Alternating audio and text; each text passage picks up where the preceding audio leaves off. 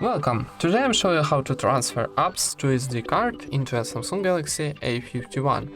Firstly, open Settings and go into Apps option, this one. Click it.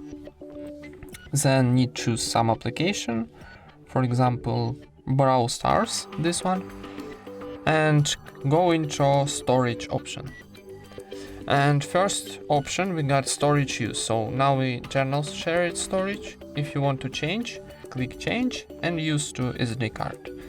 Now click move and now wait until transfer is closed.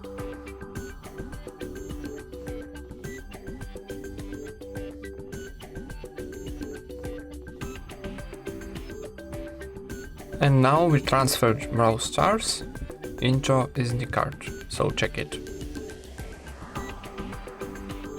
Storage.